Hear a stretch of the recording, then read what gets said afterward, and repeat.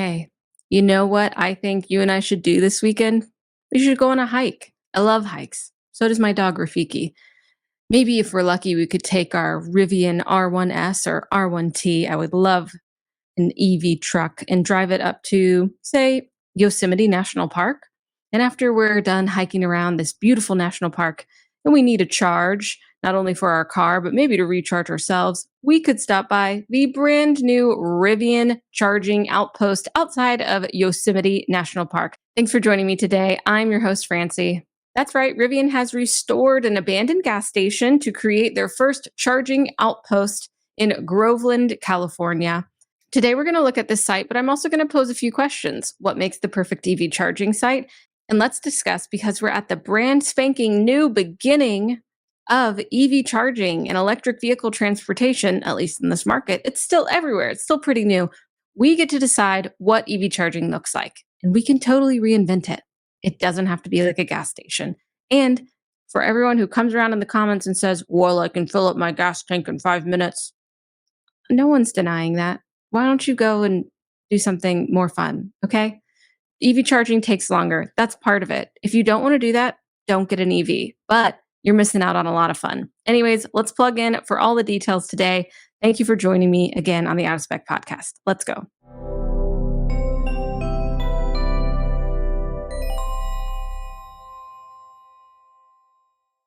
This episode is made possible by the support we get from Fort Collins Kia. If you are in the market for any electric Kia, not only do they never add market adjustments, they will deliver your car to you anywhere in the 48 contiguous states for out-of-spec viewers.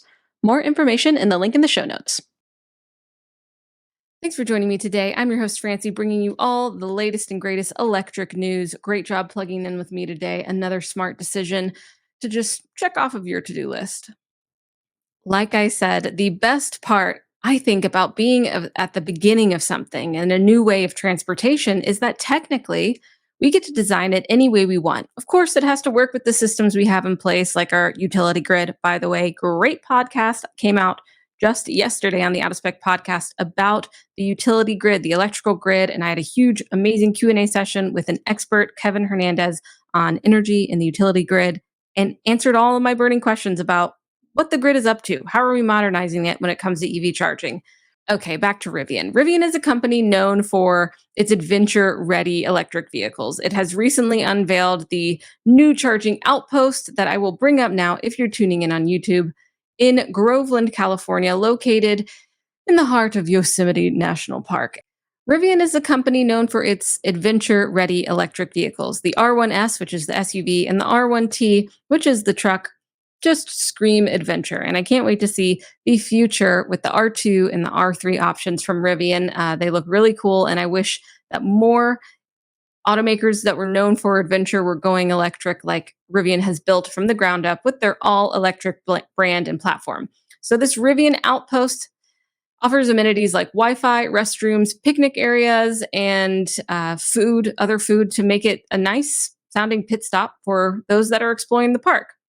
So when you're on this website, Rivian actually didn't list the speeds, but I'm going to tell you because thanks to a Rivian tracker, aka my friend Jose, hello, shout out. Y'all, if you're into Rivian, definitely follow Rivian tracker. He is awesome. But basically what he told me is that it's 300 kilowatts shared across the whole site at 5 dispensers. So if 2 are being used, then they're both going to get 150 kilowatts, in a perfect situation. If 3 of them are used, they're each going to get 100 and ramp up and down. So basically 300 kilowatts shared. And you might be wondering, okay, that's like not a lot of power for this site. But I think when you think about the fact that this is in a national park and you're supposed to kind of take things easy and not rush around, typically you're there probably because you're on vacation or enjoying the outdoors. You might be able to spend some time. And because it's in a national park, because it's in these mountains, it's likely hard to get a ton of power to this old abandoned gas station. But actually, now that I say that, gas stations do require a lot of power. Anywho, there are not NACs at this station so far. And it's also unclear when and if these are going to be open to other EVs, hopefully soon, because Rivian has announced that their Rivian Adventure Network will open up to all CCS vehicles, because right now you just got to be a Rivian to use it in the future. Now, some things that I'm just going to talk about off the bat that I wish were at the site is that there are solar panels, and I'll get into that, but there doesn't seem to be any battery energy storage solutions, which I would love to see. Throw a battery on site. Let's save some of this renewable energy that we find. So, building and maintaining a state of the art charging outpost in a national park obviously would cost a lot. This is not just a simple undertaking. They even revamped an old gas station. The expenses related to construction, the infrastructure, and the ongoing maintenance are likely pretty substantial. They have Rivian spaces all over the US that are kind of like Rivian showrooms in a way, and they're supposed to create an environment that you want to hang out in as well. Those also cost a good bit, but this is their mark as an adventure-oriented automaker. It makes sense that they would put one of these out there. But it does make me wonder, will the high cost of installing such a unique and well-integrated charging station lead to higher fees for users, or will Rivian absorb these costs to maintain competitive pricing? Not sure. In terms of pricing, I'm also not sure. I did find this site on PlugShare, which I'll bring up now, but it says that it's a parking lot and it hasn't opened quite yet. Actually, it does say that its location is now available. It's located in Groveland, California, like I said. It says it has upcoming Rivian DCFC 13. There are five chargers at the station. Someone used it on July 20th, just recently, Marcy said that it is up and running. Yay. Check-in created before location officially marked open. So I'm not sure what she paid, and I'm not sure which speeds she got because it doesn't say. But if you do go on PlugShare, you can see the actual plan for this site and the blueprints, basically. So if you're interested in that, go check it out. At this site, you have a place to hang out, you have restrooms, and you can get a code after hours in the Rivian app, as Rivian Tracker told me, and there will be coffee, a little coffee shop, etc. So it sounds like a pretty cool place to hang out. It's a nice looking lot, at least. It is not an eyesore, like some of these definitely can be sometimes. Rivian does have the Rivian Adventure Network. They aim to install 3,500 fast chargers at 600 sites across North America by this year. I'm not sure of their exact numbers, but when you're balancing making an all new brand of EVs and building out a charging network, things get expensive. I don't doubt that their rollout is as slow as personally I did anticipate it to be when I first heard about this. So these fast chargers are capable of delivering generally across the network 200 kilowatts of EV charging, allowing Rivian vehicles to add up to, as they say, 140 miles of range in about 20 minutes. Of course, this all depends on the speed of your Rivian, the thermal regulation in your car, what the charger can give, how many people are at the chargers, etc., etc. But it's kind of cool because if you do look on the map of PlugShare around this area, there is a supercharger down the way for Tesla, but there's not a ton of fast CCS chargers. There is a charge point station nearby, but yeah, it's the highest that you can get is 62 kilowatts. So technically, at the Rivian one, you might be able to get up to 300 kilowatts, maybe a little bit more if it's going to give you that. So this is another example of an automaker putting in the effort to build out a charging network for its drivers. We love to see it. It does seem to be key when we're looking at what really works and what makes reliable EV charging. Getting the automakers some skin in the game of EV charging, I feel like that can only be in the interest of us EV drivers everywhere. You can also see this on Google, which is interesting because it did give me a chance to look at, okay, what is Google doing with EV charging? So you can leave reviews on Google.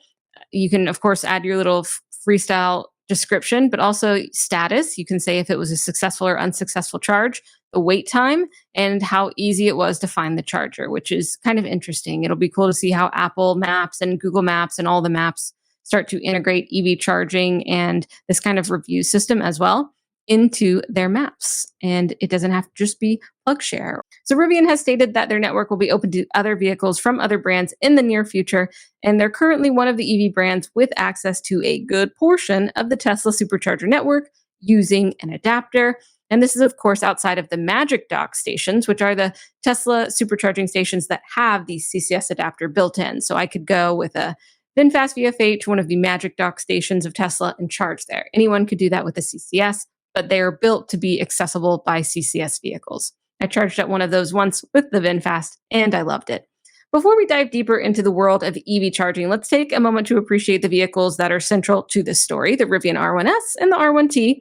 The Rivian R1S is Rivian's all electric SUV. It's got pretty good specs, a towing capacity of over 7,000 pounds, built for adventure. You can off road, and it's pretty spacious, luxurious interior, but people do wish it had a bit more space. That third row is just still a little bit too small for many. On the other hand, the R1T is Rivian's all electric pickup truck. It shares many of the R1S's features, including a similar range and performance specs, but of course adds the utility of a truck bed and a towing capacity of 11,000 pounds. Kyle has towed a lot with the R1T that he has, and it's no secret it is hard to tow with an electric vehicle. Not that it can't do it, but it significantly impacts your range. It's not always easy to charge at charging stations, that kind of thing. Rivian also recently announced their second generation of their R1 platform. We have content on that on the Out of Spec Reviews channel, so please go check it out for all the details on the enhancements, the changes, the updated electrical architecture, and all of that. We are also definitely looking forward, like I said in the beginning, to the R3 models, R3X, R2, all of that coming out in the future. We will see about that soon. Now let's talk about what most EV charging stations are like today. Typically, you find them in urban areas where people live, work, and play. Highway rest stops, if you're lucky, and parking lots in, the middle of retail shops. Let me know, what does the nearest DC fast charging station to you look like? Where is it? What's the kind of vibe? Do you like it? What do you like about it? What might you change? While the DC fast charging sites that we come across are usually hopefully functional nowadays, they often can unfortunately lack amenities and an aesthetic appeal that would make them truly great stops. There's a Tesla supercharger, for instance, in town, but the best thing that you do when you're there is sit in your car. There's restaurants nearby, but there's not like a convenience store that you can walk in. And as someone who has done a lot of EV road trips, I love to walk into a convenience store and get a snack and get a beverage and carry on my way. But to have somewhere to go inside or some place to sit outside and wait so I don't have to sit in the car only. I think, though, that EV charging stations could be truly great if they had more amenities more of the time. So, what if we could design the perfect EV charging stop? What features would it have? For me, a perfect stop would be easily accessible. It would be equipped with fast chargers and slower chargers because people have different needs. And it should have amenities like clean restrooms to start, an indoor space, hopefully with AC, or an outdoor space with a canopy. Be great if it was solar, would be great if there was battery energy storage on site to capture any extra energy we have, create a backup for the grid, and maybe a vending machine at the very least, but would love to interact with some people. That's me.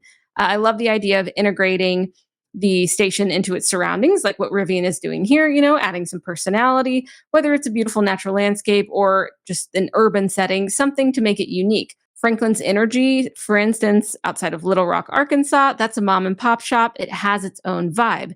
And yeah, that's expensive. Charging outposts like this are expensive. Making a whole site dedicated to EV charging is expensive. So I'm dreaming here, of course, but also we can start with whatever kind of blueprint we want and build it up because we are the architects of our own future when it comes to EV charging. While we work with the systems in place, it is fun to think about what we could design. But that's enough about my ideas. I want to hear from you. What would your perfect charging stop look like? Solar canopy, air-conditioned space with Wi-Fi, cafe, vending machines, restaurant, parking lot with retail shops. What do you prefer? Looking ahead, the future of EV charging is incredibly exciting. I love to talk about this. It is so deeply interesting and tied in with a lot of bigger topics when it comes to utilities and regulation and everything. So we'll always continue covering this, and I hope you enjoy it. Companies like Rivian, who make the EVs themselves but are putting in the work to build out the infrastructure, are interesting to watch and see what kind of strategies they come up with. Rivian is definitely going along with their brand. They do have a lot of Rivian Adventure network sites that are just in parking lots. To be convenient, of course, but this one is definitely a dedicated to Rivian space. It's nice to imagine a network of beautifully designed, eco-friendly charging stations across the country, and it would really revolutionize the way we think about road trips and travel. But I wondered just how out of reach that is. At least on the small scale, not too hard to wish up, seems to exist. Rivian's Yosemite charging outpost is a Cool example of what future EV charging could look like if we just wanted to do whatever we want with it. They're blending functionality with design, they're creating spaces to enhance the driving experience. They could have more power on site. Some of you might argue that 300 kilowatts are shared across 5 chargers is just not enough, but I don't know. I think it might be okay for this location. But if you have another idea, just let me know. I feel like they also maybe could ramp it up in the future, but I don't know exactly all the details about the hardware that they're using at this site quite yet. So I'd love to hear your thoughts on the perfect charging stop and if you would visit this one if you go to Yosemite. Thanks for plugging in for another episode of the Out of Spec podcast. Stay tuned for the next one where we'll dive into another exciting topic in the world of electric vehicles. Until next time, drive safe, stay charged. See ya on the hike.